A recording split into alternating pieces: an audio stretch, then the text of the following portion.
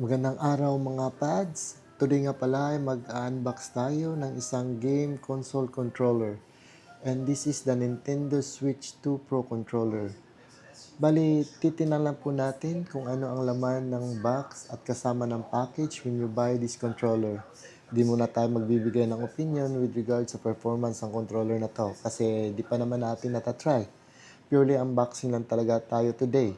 Tsaka first impression sa controller kung worth it ba siya sa current price niya today sa market na baka sa presyo niya parang mumurahin lang naman ang materialis at gawa sa murang plastic na material. So, without further ado, let's go. Unbox na natin. So, ito po yung Nintendo Switch 2. So, yan. Yung box niya. By the way, nabili po natin to sa Best Buy.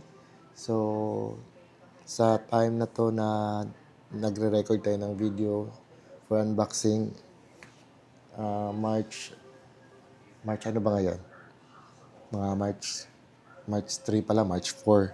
Yan, 2026. Ang presyo po nito is nasa $89.99. Di pa kasali yung tax, tsaka, yun, tax. Di pa kasali yung tax. Di ba na lang kung sa ano mo, bibilhin sa like, sa mga online na may delivery pa fees. So yan, i-open natin siya, no? Yan. Siya, Nintendo Switch 2. Yan. Wireless na nga po pala to and this is made for, intended for Nintendo Switch 2 talaga. Yan. You have to open it.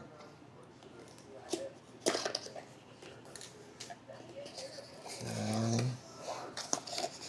Let's open it. Ano ba? Hirap din na. Yan.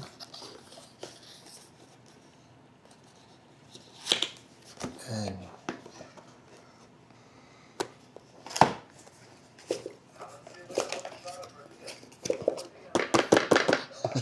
Tigas.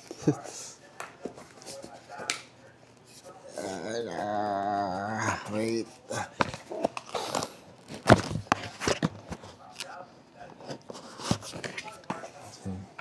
So, yan.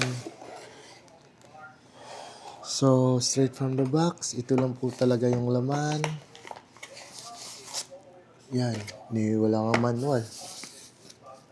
Baka binuksan na to. Tapos ano lang, repack. Hindi naman, kasi silyado. So, yan. Yung laman, yung controller mismo, Nintendo Switch 2 controller. Yan. Tsaka yung charging cable niya. Yan. So, yan po yung laman ng ano natin, no? Itong Nintendo Switch 2 natin na nabili. Isang cable, tsaka yung controller mismo. So, first impression, in fairness yung weight niya, medyo mabigat siya, pero hindi naman masyadong mabigat. So, yung mga ganito kasing weight, sa akin na nga, my own opinion, ito yung mga premium yung ano niya, yung weight niya. Hindi siya mabigat, hindi rin siya magaan. Kasi di ba may mga mumurahing controller na nabibili natin na masyadong magaan, tapos parang pag ano mo, yung bigat niya parang mararamdaman mo na wala talagang ka-premium yung dating, yung parang tama lang yung presyo niya na ano, na mumurahin talaga. Tsaka yung materials niya, yan, as you can see, flat black siya, tapos parang plastic na makapal.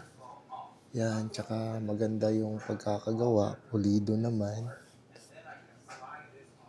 Hindi yung kaya sa mamurahin talaga, di ba mararamdaman mo talaga yung paghawak mo pa lang sa isang bagay na, wow, ito yung binayaran ko, tapos ganito yung material, so parang ang gaan, tapos parang mumurahin lang yung material na gamit. This one is okay naman, parang worth it naman siya sa binayaran natin na $89.90, $89.90. Siya nga pala, nasa California kami, dito sa Sacramento. So, yan. Yan. Ito naman yung charging port niya. Tsaka yung LED pag sinasaksak mo. Tsaka ito ata yung battery, or ewan ko, hindi ko pa natatry kasi. Yan. Tactile naman yung ano niya. Yung mga controls dito. Pero unlike nung nabili natin na Ibitdo, na ano, yung ito, na-adjust mo na kung gaano katigas o kalambot. I mean, kung long press ba or short press lang. Ito kasi wala akong adjustment. Yan lang talaga siya. Tsaka hindi rin natin alam kung ano to. Gaya ng Ibitdo ba na iba na yung ginamit niya. Hindi na siya yung normal na joystick talaga. So, yan. So, ito yung laman ng box natin. Charging cable at saka yung controller. And in fairness, maganda naman yung materials ng controller. Mukhang premium talaga. Yan. Pero yun nga lang, unlike yung sa mga third party na maraming additional sila na features, like na-adjust yung ito, press nito, long press o short press. Tsaka may mga extra pa na buttons. Tsaka may mga ano pa, like yung sa Ibitdo natin na may mga pailaw-ilaw pa. Tsaka yung ano niya, yung joystick niya, gawa sa latest technology talaga na sigurado tayong it will last long and durable, na hindi siya mag-stick drift. Ito, hindi kasi dinisclose ng Nintendo kung anong gamit nila rito na technology. Baka yung old technology pa din. I don't know. We'll see.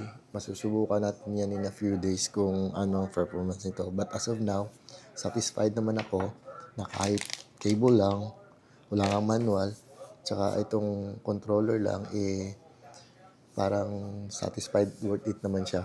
With, sa looks niya, sa feel, sa materials na ginamit, parang sulit din naman. Kasi parang mamahalin talaga, tsaka premium. So, yun lang po. Salamat. Until next time.